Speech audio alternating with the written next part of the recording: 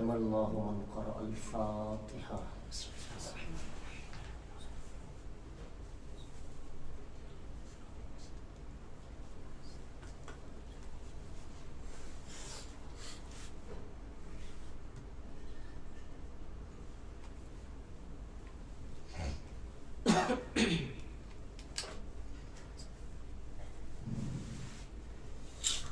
لا حول ولا قوة إلا بالله العلي العظيم.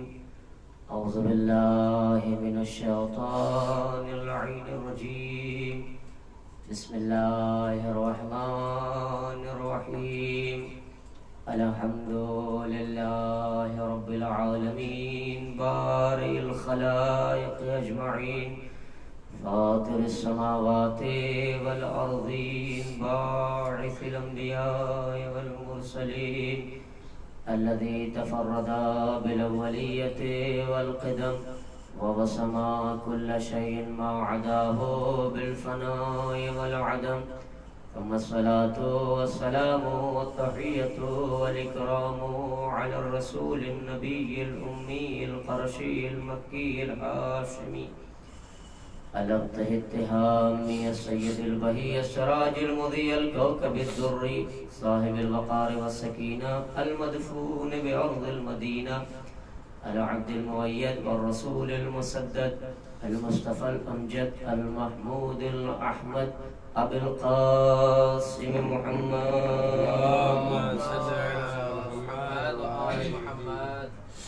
وعلى أهل بيته الطيبين الطاهرين المعصومين المظلومين ولعنة الله على أعدائهم أجمعين وقاتليهم وغاصبي حقوقهم ومنكري فضائلهم أجمعين. أما بعد فقد قالت سيدتنا زينب سلام الله عليها ينسبون لهذا الطف علما لقبر أبيك سيد الشهداء لا يدرس أثره ولا يعفو رسمه على كرور الليالي والأيام. صلوات محمد وآل محمد. اللهم صل على محمد وآل محمد. سرکار شہادت حضرت امام حسین علیہ السلام کا وہ آفاقی ذکر اور عالمی تذکرہ ہے جسے اللہ نے اور اس کے نبی نے باقی رکھنے کا وعدہ کیا تھا، کیونکہ حسین نے اپنا بھرا گھر ذکر الہی، پیغام توحید، نبوت و رسالت کی سربلندی کے لیے کربلا کے چٹیل میدان میں بے آب و گیاہ صحرا میں سرکار شہادت نے یہ ساری قربانیاں دی تھی کہ اسلام رہ جائے، مذہب بچ جائے، دین بلند ہو جائے، اسلام سربلند ہو جائے، مذہب ہمیشہ ہمیشہ کے لیے سرخرو ہو جائے. آج پیکر اسلام کی نبضوں میں جو خون دوڑ رہا ہے یہ عطیہ حسین ابن علی ہے. آج جو اسلام کی کھیتی لہلہا رہی ہے اسے آپ امام حسین نے اپنے خون سے آبیاری دی ہے. آج جو اسلام کا پرچم سربلند ہے یہ امام حسین علیہ السلام کے خون کا اثر ہے جو آج اسلام کا پرچم سربلند نظر آ رہا ہے. عزیزان گرامی، کربلا کے اس چٹیل میدان میں، کربلا کے اس تپتے ہوئے صحرا میں جہاں نہ پانی تھا نہ آب و گیا، چٹیل میدان تھا، ایسے میدان میں، ایسے موقع پر، ایسے ریگستان میں قربانی دینا اور ان کی قربانی کا باقی رہنا اس بات کی دلیل ہے کہ کوئی ذات ہے جو اس ذکر کو بچائے ہوئے ہے، کوئی ذات ہے جو اس ذکر کو بلند کر رہی ہے.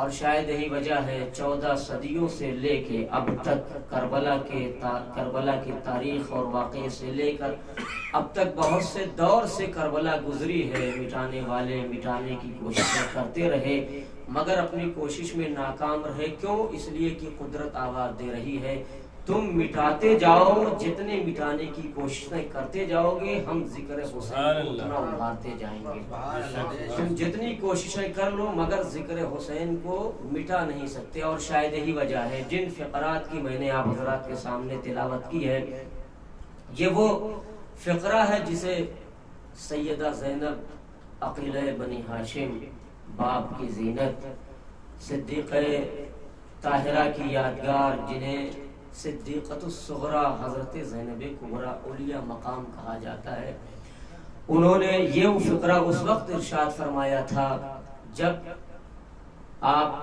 کربلا کے میدان میں 11 محرم کو لاشوں کے درمیان سے گزارا جا رہا تھا اہل بیت کو۔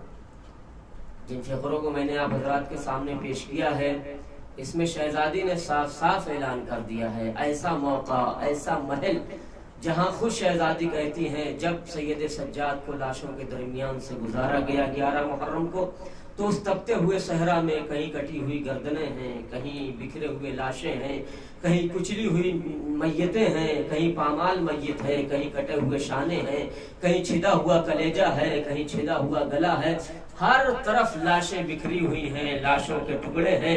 مگر عزیزان گرامی ایسے ماحول میں جب سید سجاد نے یہ سارا ماحول دیکھا اور ایسا لگتا تھا، شہزادی نے محسوس کیا کہ سید سجاد کا دم نکل جائے گا، تو شہزادی نے ایک جملہ ارشاد فرمایا، بیٹا میں ایسا محسوس کر رہی ہوں، انی ارا تجود نفس کا یا بقیت جدی و ابی و اخوتی، بیٹا میں ایسا محسوس کر رہی ہوں کہ ایسا لگتا ہے کہ تمہارا دم نکل جائے گا اور تم ہمارا ساتھ چھوڑ کے چلے جاؤ گے۔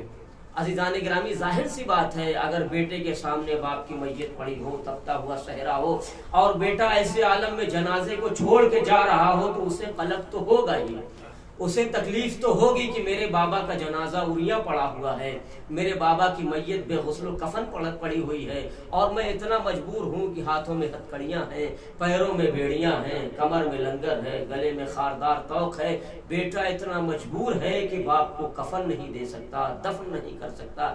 عزیزان گرامی وہ قلق صرف اور صرف سید سجاد ہی بیان کر سکتے ہیں کہ کتنی تکلیف ہوئی تھی سید سجاد کو، کہ شہزادی نے محسوس کیا کہ کہیں میرے بیٹے کا دم نہ نکل جائے۔ اس وقت شہزادی نے جب دیکھا کہ میرے لال کا کلیجہ ایسا ہو رہا ہے کہ میرا ساتھ چھوڑ دے گا، تب شہزادی نے ارشاد فرمایا، بیٹا گھبرانا نہیں، ینسبونا۔ عجیب فکر ہے شہزادی نے، عالم غیر معلمہ اور فہم غیر مفہمہ نے شہزادی نے پورے عالم کو جھجھوڑ کے ارشاد فرمایا کہ پہچان لو شہزادی نہ معصوم ہے، مگر عزیزان گرامی زبان کی تاثیر بتا رہی ہے، جو کل فاطمہ کے لہجے کی تاثیر تھی وہی شہزادی کے لہجے کا اثر ہے۔ شہزادی ایسا لگ رہا ہے ترجمان وحی ہو کے بول رہی، آواز دے رہی، ینسبونا لہذا طف عالمن، بیٹا گھبرانا نہیں، یہ ہمیشہ صحرا نہیں رہ جائے گا، یہ ہمیشہ ریگستان نہیں رہ جائے گا، یہ ہمیشہ چٹیل میدان نہیں رہے گا، یہ ہمیشہ بے آب و گیا صحرا نہیں رہے گا، بیٹا ینسبونا لہذا طف، اس صحرا میں، اس ریگستان میں کل ایک وقت آئے گا جہاں علم نصب کیا جائے گا، جہاں علم نصب کیا جائے گا، کس کے؟ لقبر ابی کا سید الشہداء، تمہارے بابا کی قبر جو سید الشہداء ہے وہاں علم بنایا جائے گا، مینارہ بنایا جائے گا، علامت بنائی جائے گی، نشانی بنائی جائے گی۔ شہزادی آج سے 1400 سال پہلے بتا گئی ہے کہ یہ چٹیل میدان آج ہے، مگر کل ایک وقت ایسا آئے گا جب تیرے بابا کا روضہ بھی بنایا جائے گا، علم بھی بنایا جائے گا، اور تیرے بابا کا روضہ مینارہ اور ہدایت بنایا جائے گا۔ لہذا تف، اس چٹیل میدان میں، لقبر ابی کا سید الشہداء، تیرے بابا کی قبر، کیا تو کیا ہوگا؟ لا یدرس اثرہ، ایسا روضہ بنے گا، ایسا علم اور مینارہ نصب کیا جائے گا، لا یدرس اثرہ، جس کا اثر قیامت تک کبھی ختم نہیں ہوگا، لا یدرس اثرہ، جس کا اثر کبھی ختم نہیں ہوگا، ولا یمحو رسمہ، اور جس کی علامتیں کبھی مٹیں گی نہیں، علی قرور اللیالی والایام، دن گزرتے ہیں، رات گزرتی ہے، گھڑیاں گزرتی ہیں، حالات گزرتے ہیں، چاہے جیسے بھی حالات آئیں، مگر تیرے بابا کا روزہ ہمیشہ باقی رہے گا اور اس شان سے لہلہاتا رہے گا۔ تو کیا ایسے ہی رہے گا؟ کیا کوئی دشمن نہیں آئے گا؟ نہیں ہے جان گرامی۔ پھر شہزادی آواز دے رہے، نہیں کوئی ایسی چیز نہیں ہے، جن کے رتبے سوا ہوتے ہیں ان کی مشکلیں بھی زیادہ ہوتی ہیں۔ شہزادی آواز دے رہی، روزہ بنے گا، علم نصب کیا جائے گا، لوگ آتے رہیں گے زیارت کے لیے، زمانہ چاہے جتنا بدلتا رہے، حالات چاہے جتنے بدلتے رہے، وَلَا يَجْتَهِدَنَّ أَئِمَّةُ الْكُفْرِ وَأَشْيَاءُ الضَّلَالَةِ عَلَىٰ تَمْسِهِ عَلَىٰ تَتْمِيسِهِ وَمَحْوِهِ عَلَىٰ مَحْوِهِ وَتَسْمِيهِ۔ بیٹا زمانہ آئے گا، طاغوت زمانہ آئیں گے، ظالم و جابر حکومتیں آتی رہیں گی، ظالم و جابر کفر کے لوگ حمایتی آتے رہیں گے، ظالم آتے رہیں گے، جابر آتے رہیں گے، بربریت پسند آتے رہیں گے۔ وَلَا يَجْتَهِدَنَّ، شہزادی دو تاکید کے ساتھ کہہ رہی ہے، ایک لام تاکید، دوسرے نون ثقیلہ، کہ بیٹا روزہ بن جائے گا، جب علامتیں نصب ہو جائیں گی، تیرے بابا کا روزہ مینار ہدایت بن جائے گا، لوگ آتے رہیں گے، تو کیا ایسا نہیں ہوگا کہ ظالم اس کے مقابلے میں نہیں آئیں گے؟ نہیں، جب زندہ تھے ظالم مقابلے میں تھے، تو جب روزہ بنائے گا تب بھی ظالم مقابلے میں آئیں گے، مگر کیا ہوگا؟ لَيَجْتَهِدَنَّ، یقیناً اور ضرور بھی ضرور وہ کوششیں اس بات کی کریں گے، جو ظلم کے حامی ہیں، جو ظلم کے پیروکار ہیں، جو ظلم کے حمایتی ہیں، جو کفر کے پیروکار ہیں، جو ائمہ ضلالت ہیں، جو ظلم کے امام ہیں، جو کافر ہیں، وہ اس بات کی ضرور کوشش کریں گے کہ تمہارے بابا کا روزہ برباد کر دیا جائے، تمہارے بابا کے روزے کو منہدم کر دیا جائے، تمہارے بابا کے روزے کو گرا دیا جائے۔ تو کیا ہوگا؟ کیا وہ گرا دیں گے؟ نہیں، گرانے کی کوششیں ہوتی رہیں گی، گرانے کی تائید ہوتی رہے گی،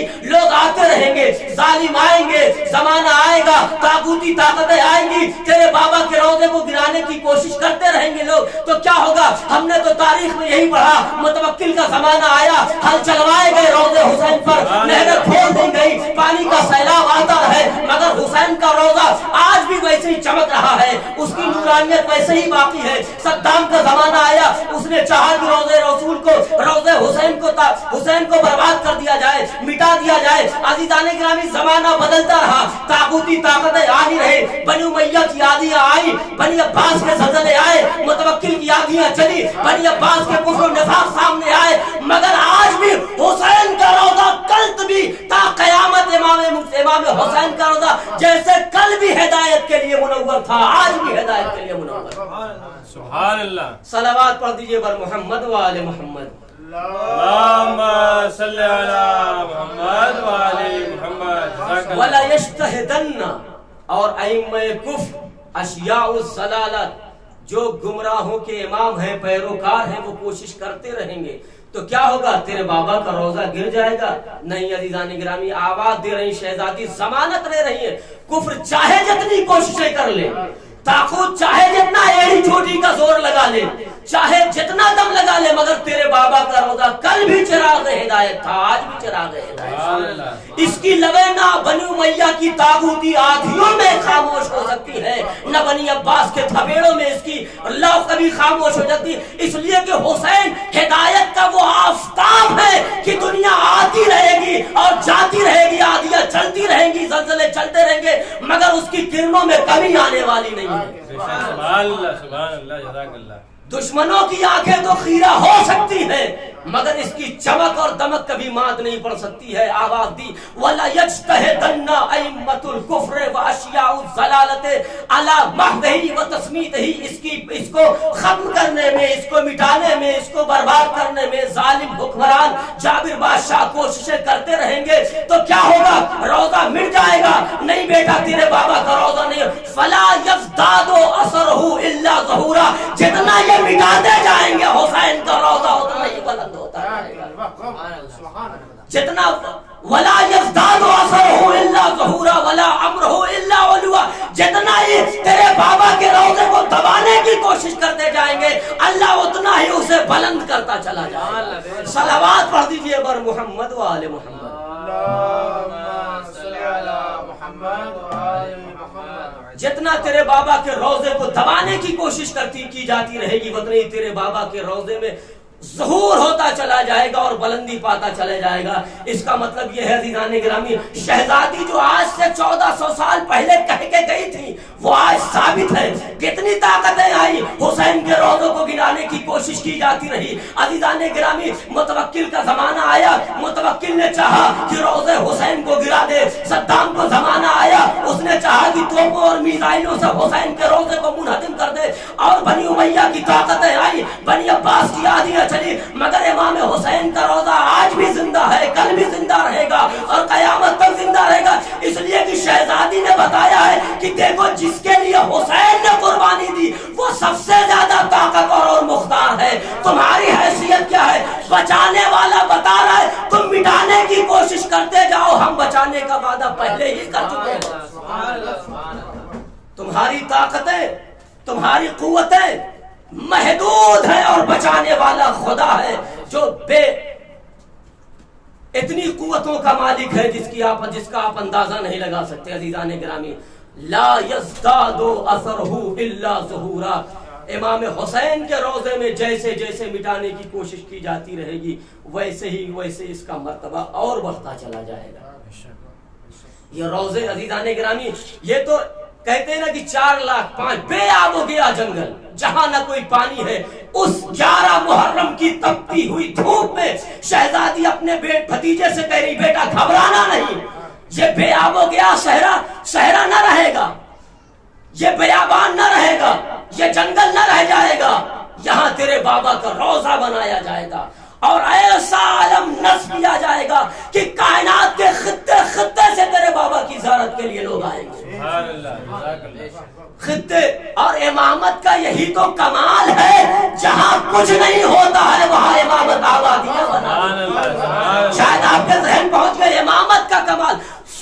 ابراہیم کا کمال یہ تھا کیا؟ پروردگار سے ربنا انی اسکنت من ذریتی بواد غیر ذی زرع، پروردگار عند بیتک المحرم، پروردگار میں اپنی ذریت میں سے کچھ لوگوں کو یہاں چھوڑ کے جا رہا ہوں. کہا بواد غیر ذی زرع، غیر ذی زرع، بے آب ہو گیا، چٹیل میدان، صحرا مکہ جہاں چھوڑ کے گئے تھے ہاجرہ اور اسماعیل کو، کچھ نہیں تھا، بے آب ہو گیا، صحرا تھا.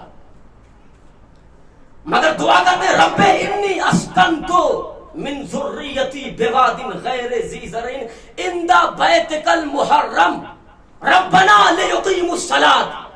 کیوں چھوڑ کے جا رہا ہوں؟ پروردگار یہ تیرے گھر کے پاس میں چھوڑ کے جا رہا ہوں اپنی ذریت میں سے کچھ لوگوں کو جہاں نہ پانی ہے، نہ رہنے والے ہیں، نہ آبادیاں ہیں، نہ لوگ ہیں. عزیزان گرامی، یہی تو امامت کا کمال ہے. ابراہیم نے جب جنگل کو بسایا تو اسے مکہ مکرمہ بنا دیا اور یہ فضل ابراہیم ہے. جب بے آب ہو گیا صحرا کو بسایا تو اسے کربلا معلی بنا دیا. صلوات پڑھ دیجئے بر محمد و آل محمد. اللہم صلی علی محمد و آل محمد. سبحان اللہ سبحان اللہ. عند بیتک المحرم، پانی نہیں، آب ہو گیا، دھوپ، چٹیل میدان. کیوں؟ تاکہ لوگ یہاں نماز قائم کریں. ہدف ابراہیم یہ تھا. عزیزان گرامی، یہی ابراہیم کا کمال، فخر ابراہیم کا کمال. جہاں کم سے کم پہلے سے تو وہاں تو بیت الہی تھا، مگر کربلا وہ چٹیل جگہ تھی جہاں کچھ نہ تھا.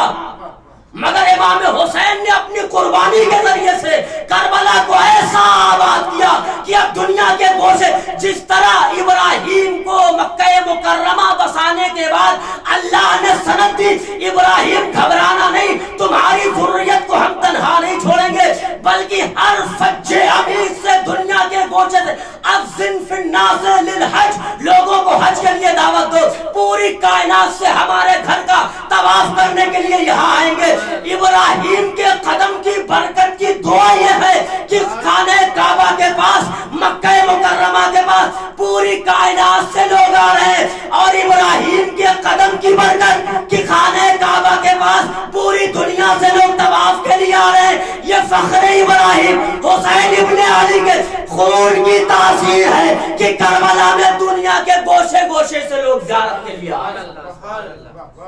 صلوات پڑھ دیجئے بر محمد و آل محمد. اللہم صلی علی محمد و آل محمد. یہ برکت ہے جناب امام حسین علیہ السلام کے قدم کی. بیٹا سجاد گھبرانا نہیں. ینسبونا لہذا الطف علما لقبر ابیک سید الشہداء لا یدرس الاثر.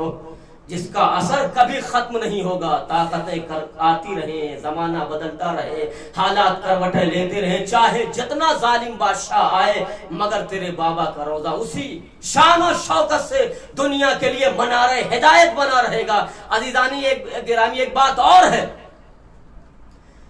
کہ 5 کروڑ 6 کروڑ کا مجمع آتا ہے, سمٹی ہوئی کربلا ہے. ہم لوگ تو بہرحال جنہوں نے جو پہلی بار زیارت پہ آتے ہیں وہ اس خیال سے آتے ہیں چلیں گے دیکھیں گے صحرا ہوگا, وہاں روضہ رسول بنا ہوگا. ہم بھی شاید اسی خیال سے آئے تھے کہ خوب زیادہ صحرا ہوگا وہاں, مگر سمٹی ہوئی کربلا. ہوٹلیں ہیں, مکانات بنے, اتنی جگہ نہیں ہے کہ وہاں کروڑوں کا مجمع آ سکے. اتنی جگہ نہیں ہے کہ کروڑوں کا مجمع آ سکے, مگر کم سے کم 6 کروڑ کا مجمع تو آ چکا ہے. پچھلے سال اس سے پہلے 5 سے 6 کروڑ کا مجمع آتا ہے, جاتا کہاں ہے؟ سمٹی ہوئی کربلا. مگر اتنے مجمع کو اپنی آغوش میں لے لیتی ہے, کیوں؟ وجہ کیا ہے؟ اشارہ کر دوں, یہ اس گھرانے کا کمال ہی یہی ہے. شاید ذہن نہیں پہنچا. یہ اس گھرانے کی, یہ تو کربلا ہے, سمٹتی ہے تو جگہ نہیں ہوتی ہے, مگر پھیلتی ہے تو 5 کروڑ کا مجمع سما جاتا ہے. وجہ کیا؟ وجہ اصل میں یہ ہے اس گھرانے کا کمال ہی یہی ہے. پھیلتے ہیں تو پورا قرآن بن جاتا ہے, سمٹتے ہیں تو نقطے میں سمٹ جاتے ہیں. سمٹے تو باقی اس لیے امام مولا کائنات ارشاد فرماتے ہیں کہ پوری آسمانی کتابوں کا ذکر توریت میں ہے, زبور میں ہے, انجیل میں ہے, اور ان تینوں آسمانی کتابوں کا تذکرہ پورے قرآن مجید میں ہے. اور پورا قرآن مجید سورہ حمد میں سمٹا ہوا ہے, اور جو کچھ سورہ حمد ہے وہ بسم اللہ الرحمن الرحیم میں ہے. جو بسم اللہ الرحمن الرحیم میں ہے وہ بے میں ہے, اور جو بے میں ہے وہ بے کے نقطے میں ہے. وَأَنَا النُّقْطَةُ الَّذِي تَحْتَ الْبَاءِ, اور میں وہ نقطہ ہوں جو بے کے نیچے ہوا کرتا ہے. سبحان اللہ, جزاک اللہ. تو آپ نے کمال پر علی کا کمال ہے, سمٹے تو بے کے نقطے میں سمٹ جاتا ہے, اور پھیلتا ہے تو پورا قرآن بن جاتا ہے. سبحان اللہ, جزاک اللہ. بس کربلا یہ اثر ہے حسین ابن علی کے خون کا. آواز دیتی ہے تم 5 کروڑ 6, یہ تو ابتدا ہے. ابھی میں اکثر کہا کرتا ہوں یہ ابتدا ہے زائرین کے آنے کی. 1 کروڑ 2 کروڑ 4 کروڑ آتے رہیں گے, اور کربلا سمٹتی چلی جائے گی, پھیلتی چلی جائے گی.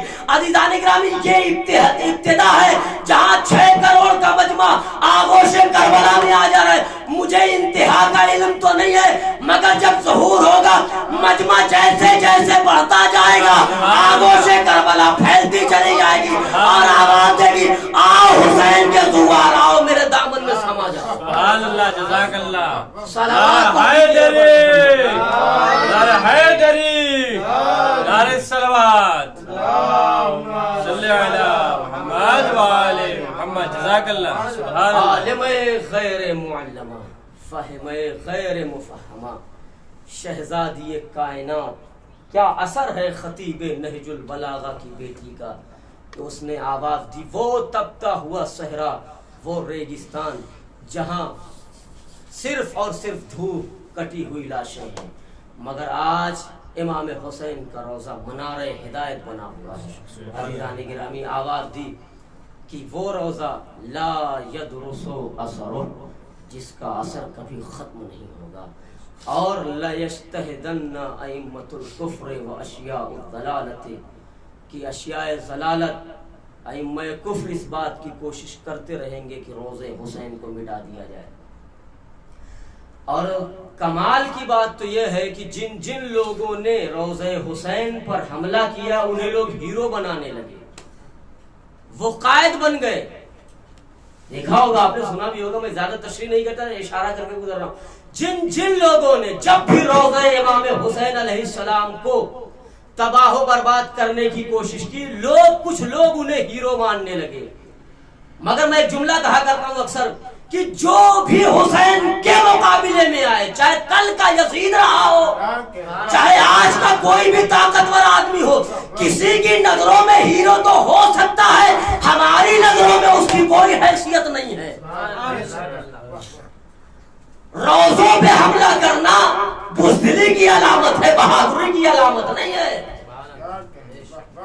ڈرپوک بزدل ہے جو ایسی جگہ پہ حملہ کرتے ہیں، اور شاید یہی وجہ ہے کہ پہاڑی پر جب بھاگ کے گئے تھے لوگ تو یہی تو کہہ رہے تھے، کود کود کے اچھل اچھل کے رسول بلاتے تھے، یہ لوگ میدان چھوڑ کے بھاگ جاتے تھے، اسی کو لوگ بہادر سمجھنے لگے۔ مگر رسول کو چھوڑ کے میدان سے بھاگنا بہادری نہیں ہے، بلکہ رسول کے ساتھ سیسا پلائی ہوئی دیوار کے ساتھ جم کے پیغمبر کی حفاظت کرنا، یہ بہادری اور یہ بہادری ہے۔ غازی وہ نہیں کہلاتا جو میدان چھوڑ کے بھاگ جائے، غازی اسے نہیں کہا جاتا ہے جو گھروں پہ حملہ کرے، غازی اسے نہیں کہا جاتا ہے جو کہ روزوں کو منہدم کرے، غازی اسے کہا جاتا ہے جو میدان میں ڈٹ کے مقابلہ کرے، میدان میں ڈٹ کے مقابلہ کرے، اس طرح نہ مقابلہ کرے کہ بکریوں کی طرح پہاڑ پہ جا کے چلا جائے اور کہے بھاگ جائے اور رسول بلاتے رہے اور وہ واپس نہ آئے، بلکہ بہادر اور غازی اور جیالہ اور نڈر اور سابند اور غازی اور سورما اسے کہا جاتا ہے جو پیغمبر کے ساتھ اس طرح ڈٹ کے مقابلہ کرے کہ یہاں کا کوئی اس کی بہادری کی سند نہ دے، بلکہ قصیدہ وہاں سے پڑھا جائے، لا فتح الا علی لا سیف الا ذوالفقار۔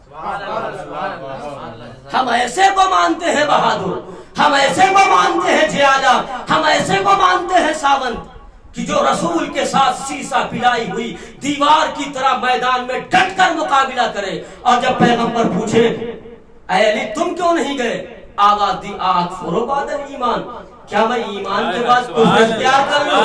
عزیزان گرامی ایک بات تو طے ہو گئی، کفر کہیں ہو یا نہ ہو، مگر جو پیغمبر کو میدان میں چھوڑ کے بھاگ جائے وہ کل ایمان کی نظر میں کافر ہوتا ہے، مومن نہیں ہو سکتا۔ اکفر بعد ایمان، مولا کائنات کو کیا کہنا چاہیے تھا؟ اور بھی ہوتے کہتے کچھ چیزیں، ایک جملہ صرف اتنا ہی لکھا یا رسول اللہ، جب نبی نے پوچھا علی سب بھاگ گئے تم کیوں نہیں گئے، تو مولا کائنات نے کہا اکفر بعد ایمان، کیا میں ایمان کے بعد کفر اختیار کر لوں؟ یعنی نبی کو چھوڑ کے بھاگنا یہ صریح کفر کی علامت ہے۔ اب اور پیغمبر کو تو اور بھی کہہ سکتے تھے نا، علی اور کہہ سکتے تھے یا رسول اللہ آپ کو کیسے چھوڑ کے بھاگوں، آپ میرے بھیا ہیں بڑے، یہ بھی تو کہہ سکتے تھے، آپ میرے بڑے بھائی، رشتہ داری کی دہائی دیتے، آپ میرے بڑے بھائی ہیں، میں آپ کو کیسے چھوڑ کے جاؤں، آپ نے اخوت قائم کی ہے، میں کیسے آپ کو چھوڑ کے جاتا، اور سب سے بڑا آپ تو میرا سسر ہے۔ اے نالائق ہوتا ہے وہ داماد جو اپنے سسر کو نرغے آدم میں چھوڑ کے بھاگ جائے، یہ بھی تو کہہ سکتے تھے آپ ہمارے سسر ہیں۔ دنیا تانا دے گی کتنا نالائق داماد تھا جو سسر کو میدان میں چھوڑ کے بھاگ گیا، کتنا نالائق بھائی تھا جو بڑے بھائی کو میدان میں مرتا ہوا چھوڑ کے بھاگ گیا۔ یہ سب بھی علی کہہ سکتے تھے یا رسول اللہ آپ میرے بھائی، جیسے پیغمبر نے پوچھا علی تم کیوں نہیں گئے تو علی آواز دیتے یا رسول اللہ آپ میرے بڑے بھائی ہیں، میں کیسے آپ کو چھوڑ کے جاتا، یا علی، علی کہتے یا رسول اللہ آپ میرے سسر ہیں، میں آپ کو کیسے چھوڑ کے بھاگے تھا، آپ میرے بیٹوں کے باپ ہیں، میں کیسے آپ کو چھوڑ کے بھاگتا، آپ میری زوجہ کے بابا ہیں، میں آپ کو کیسے چھوڑ کے بھاگ جاتا، آپ خاتم الانبیاء ہیں، میں کیسے چھوڑ کے بھاگتا، آپ سردار دنیا و آخرت ہیں، میں کیسے آپ کو چھوڑ کے بھاگ جاتا، آپ صاحب نبی، صاحب کتاب ہیں، صاحب شریعت ہیں، دنیا کو سجانے آئے ہیں، سنوارنے آئے ہیں، آخرت کی اچھی چیزیں لے گئے، یہ سب گنوا سکتے تھے، مگر علی نے یہ کیوں کہا اکفر بعد ایمان، کیا میں ایمان کے بعد کفر اختیار کر لوں؟ عزیزان گرامی نہیں، علی قیامت تک کے لیے کچھ لوگوں کے چہروں سے نقاب نوچ رہے ہیں، دیکھو کبھی بھی انہیں خلیفہ نہ بنانا جو رسول کو چھوڑ کے میدان سے بھاگ جائے سبحان اللہ سبحان اللہ، وہ تو مومن کہلانے کے لائق نہیں ہے. خلیفہ کی ڈگری تو دور کی بات ہے. سبحان اللہ. صلوات پڑھ دیں بر محمد و آل محمد. اللہم صلی علی محمد و آل محمد. سبحان اللہ. اکفر بعد الایمان. میرے پیغمبر کیا میں ایمان کے بعد کفر اختیار کر لوں؟ اب جب ایسا جیالہ ساون سورما غازی بہادر صف شکن صفدر کرار فرار غیر فرار کرار ہو، تب دنیا اسے دنیا قصیدہ پڑھے نہ پڑھے ادھر سے قبولیت کی سند آتی ہے. لا فتح الا علی لا سیف الا ذوالفقار. عزیزان گرامی، بس میں نے ختم کیا. آج ایک بیٹی کی شہادت کی تاریخ.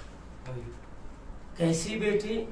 جس کے لیے مقاتل نے لکھا ہے، خود امام حسین فرماتے ہیں واللہ انی لأحب دارا فیہا سکینہ ورباب. بخدا میں اس گھر کو بہت پسند کرتا ہوں جس میں سکینہ اور رباب. بچیاں سب کی ہوتی ہیں مگر اہل بیت خاندان عصمت و طہارت کی بیٹیاں ہماری بیٹیوں سے بہت بلند ہوتی ہیں. 4 برس کا سن ہے مگر کیا معیار تقویٰ ہے، کیا معیار ہے شہزادی سکینہ کا. لکھا ہے، مقاتل لکھتے ہیں کہ شہزادی سکینہ کا یہ دستور تھا کہ وہ نماز شب کے لیے اپنے بابا کے لیے مصلی بچھاتی تھی، نماز شب کے لیے پانی بابا کو دیتی تھی.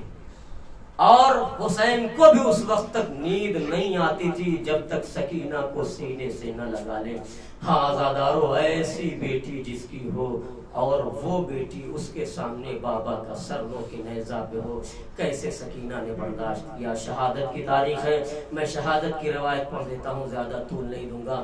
ہاں عزیزان گرامی، کتنی مصیبتیں سکینہ کو اٹھانی پڑی ہیں. کانوں کی بالیاں چھین لی گئیں، کانوں کی بالیاں چھین لی گئیں، کانوں سے لہو بہتا رہا. کربلا سے کوفہ، کوفے سے شام تک بے ردا پھرائی گئی. شانوں پہ تازیانے اور رخسار پہ تماچے مارے جاتے رہے. ہائے بابا کہہ کے روتی رہی. اور وہ وقت بھی آیا جب زندان میں ایک شب جناب سکینہ نے خواب میں دیکھا کہ میرا بابا آیا ہے، مجھے پیار کر رہا ہے. ظاہر سی بات ہے خواب میں آئیں ہوں گے امام حسین، سکینہ کو آغوش میں لیا ہوگا، پیار کیا ہوگا، لبوں کے بوسے لیے ہوں گے اور رخسار کے بوسے لیے ہوں گے. سکینہ نے بھی شکایتیں کی ہوگی، اے بابا آپ کے بعد ظالموں نے کانوں سے گوشوارے چھین لیے، اے بابا جانتے ہیں سروں سے ننھی سی چادر چھین لی، اے بابا تازیانے مارے گئے سکینہ کو، اے بابا یہ نازک رخسار ہے، اس پہ ظالم شبر تماچے مارتا تھا. اے بابا کن کن مصائب کو بیان کروں. ہاں آزادارو، عالم خواب میں باپ اور بیٹی کی گفتگو ہو ہی رہی تھی کہ اتنے میں سکینہ خواب سے بیدار ہوئی، چونکی. ایک مرتبہ کیا دیکھا، جب آدمی کوئی خواب دیکھتا ہے اور چونکتا ہے تو اس چیز کو تلاش کرتا ہے، یہ فطری امر ہے کہ ہاں میں نے یہ خواب دیکھا تھا، وہ چیز کہاں گئی. ایک مرتبہ جیسی خواب سے سکینہ بیدار ہوئی تو عالم خواب میں جو بابا کو دیکھا تھا، ایک مرتبہ چونک کے اٹھی. خواب سے تو کیا دیکھا، ایک مرتبہ دائیں دیکھا، بایاں دیکھا، سامنے دیکھ رہی ہے، میرا بابا کہیں نظر نہیں آ رہی ہے. ایک مرتبہ پھوپھی کے قریب آئی، اے پھوپھی اماں، ارے میرا بابا ابھی یہی تھا، مجھے پیار کر رہا تھا. سید سجاد کے قریب آئی، اے بھیا تم نے میرے بابا کو دیکھا ہے، ابھی میرا بابا مجھے آغوش میں لے کے پیار کر رہا تھا. ایک مرتبہ ام رباب کے قریب آئی، آغوش میں جھانک کے دیکھا، اے اماں ارے میرا بابا ابھی مجھے پیار کر رہا تھا، آغوش میں لے کے میرے لبوں کے بوسے لے رہا تھا. اے اماں میرے بابا کو نہیں دیکھا. آواز ام لیلا کے قریب آئی، اے مادر گرامی آپ نے بابا کو نہیں دیکھا. ام کلثوم کے قریب آئی، اے مادر گرامی کیا آپ نے بابا کو نہیں دیکھی. ایک ایک بی بی سے پوچھ رہی ہے. سب سمجھ گئے کہ سکینہ نے خواب میں دیکھا ہے قید خانے شام میں ایک بحران بپا ہے، سکینہ بچھاڑے کھا رہی ہے.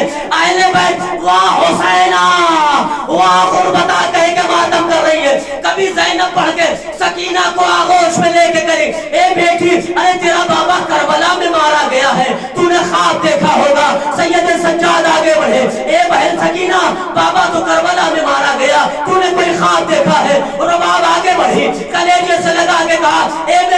لاڈلی ارے تو نے خواب دیکھا ہوگا ہمارا تیرا بابا تو کربلا میں مارا گیا ہے، اے بیٹی سکینہ تو نے خواب دیکھا ہے، مگر سکینہ خاموش ہونے کا نام نہیں لے رہی ہے۔ ہائے بابا آپ کے بعد ظالموں نے تماچے مارے، ہائے بابا کیا یتیموں کے ساتھ یہی سلوک کیا جاتا ہے؟ اجرکم اللہ، اللہ آپ کو کوئی غم نہ دے سوائے غم مظلوم کربلا کے۔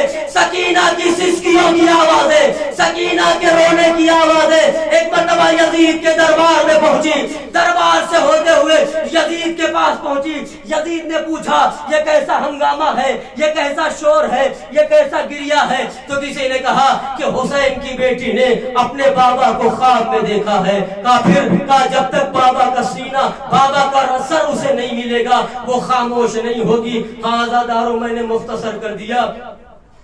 ایک تشت میں رومال سے ڈھکی ہوئی ایک چیز سر امام حسین قید خانے شام میں آیا ہے، جانتے جیسے سکینہ کے قریب وہ تشت رکھا گیا، پہلے تو سکینہ نے تشت تو دیکھا، پھوپھی اماں کو دیکھا، کہا پھوپھی اماں مجھے بھوک نہیں لگی ہے، مجھے کھانا نہیں چاہیے، مجھے پانی نہیں چاہیے، میں اپنے بابا کو ڈھونڈ رہی ہوں، جب تک مجھے میرا بابا نہیں ملے گا مجھے سکون نہیں ملے گا۔ ایک مرتبہ شہزادی نے کہا اے سکینہ ذرا تشت رومال ہٹاؤ۔ ہاں عزادارو اللہ کرے کسی بیٹی کو اللہ وہ منظر نہ دکھائے جو حسین کی 4 برس کی سکینہ نے دیکھا۔ اے عزادارو قیامت آ گئی، سکینہ نے رومال اٹھایا تو کیا دیکھا؟ خاک و خون میں غلطہ بابا کی کٹی ہوئی گردن ہے۔ ایک مرتبہ تشت سر کو اٹھایا، آغوش میں لے لیا، رخسار پہ رخار رکھ دیے۔ اے بابا، اے بابا آپ کو کس نے شہید کر دیا؟ سکینہ نے مرثیہ پڑھا۔ اے بابا آپ کی گردن کس نے کاٹی؟ اے بابا ارے مجھے کس نے یتیم کر دیا؟ اے بابا آپ کی ریش مبارک کو خون سے کس نے خطاب کیا؟ اجرکم اللہ، جزاکم ربکم خیر الجزا۔ اللہ آپ کو کوئی غم نہ دے سوائے غم مظلوم کربلا کے۔ بس سکینہ کی آغوش میں بابا کا سر ہے، بیان کر رہی ہیں بابا یہ نیلے رخسار دیکھ رہے ہیں نا بابا، یہ کٹے ہوئے شانے دیکھ رہے ہیں نا بابا، بابا یہ تازیانوں کے نشان دیکھ رہے ہیں بابا، یہ زخمی کان دیکھ رہے ہیں۔ بس مرثیہ پڑھتے پڑھتے ایک مرتبہ سکینہ نے حسین کے لبوں پہ لب رکھ دیے اور سکینہ پہ غشی طاری ہو گئی۔ اللہ جانے ایک مرتبہ جیسے ہی سکینہ کی آواز بند ہوئی، رونے کی ایک مرتبہ زینب سید سجاد کے قریب آئی، آواز دی بیٹا سجاد ایسا لگتا ہے کہ میری لاڈلی سو گئی ہے۔ سید سجاد نے کہا پھوپھی اماں چلیے سکینہ کو الگ کر دیتے ہیں۔ ایک مرتبہ قریب گئے، آواز دی پھوپھی اماں ذرا سکینہ کو آہستہ اٹھائیے گا، بچی بڑی بے قراری کے عالم میں سوئی ہے، بابا کو یاد کر کے سوئیے۔ بس جیسے ہی سکینہ نے چاہا کہ سکینہ کو حسین کے سر سے الگ کرے، اے عزادارو قیامت آ گئی۔ قید خانہ شام میں حسین کی لاڈلی زینب نے ایک مرتبہ دھیرے سے چانا ہلایا، سکینہ کی گردن ایک طرف لڑک گئی، ارے باپ کا ماتم کرنے والی دنیا سے گزر گئی۔ قید خانہ شام میں ایک کوہرام بپا ہو گیا، واہ سکینہ واہ غربتہ، ارے غسالہ کو بلایا گیا۔ ایک مرتبہ غسل دیتے دیتے غسالہ نے ایک چیخ ماری، آواز دی اے بیویوں کیا اس بچی کو کوئی بیماری تھی؟ آواز دی کیوں تو نے ایسا کیوں پوچھا؟ آواز دی میں جیسے ہی غسل دینے کے لیے لباس اتارتی جاتی ہوں، لباس کے ساتھ ساتھ سکینہ کی پشت اتنی زخمی ہے کہ لباس کے ساتھ ساتھ بچی کی جلد بھی چلی آ رہی ہے۔ اے عزادارو بس کرنا دگا، سید سجاد نے کہا اے پھوپھی اماں لاؤ میں اپنی بہن کو اسی کرتے میں دفن کر دیتا ہوں۔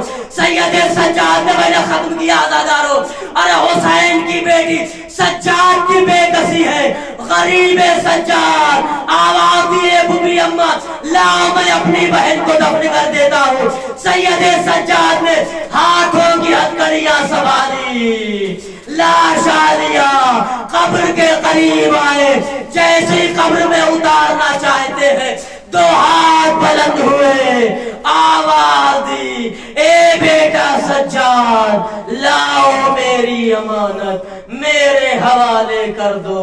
اے عزادارو, سجاد تڑپ گئے, اے بابا, بہن کو اس طرح آپ کے حوالے کر رہا ہوں کہ پشت زخمی ہے, کانوں سے خون بہ رہا ہے, ہائے بابا کہہ کے رونے والی. وَسَيَعْلَمُ الَّذِينَ ظُلَمُوا أَيَّ مُنقَلِبٍ يَنقَلِبُونَ إِنَّا لِلَّهِ وَإِنَّا إِلَيْهِ رَاجِعُونَ. الہی بقدر وابیہ وبالیہ وبنیہ وسر المستودعفیہ, پروردگار تو یافتہ محمد و آل محمد کا ہمارے قلیل سے بعض کو شرفی قبولیت عنایت فرما. پروردگار جہیں کی وشیان درکاروں کی جانوں والی عزت و آبرو کی حفاظت فرما, مقامات مقدسہ کی حفاظت فرما, علماء اعلان کا سایہ ہمارے سوروں کو باقی رکھ, ظالمین کو نیست و نابود فرما, مظلومین کی نصرت و حمایت فرما, امام زمانہ کی ظلم و تعلیم فرما, ہمیں ان کو عوام شمار فرما. ربنا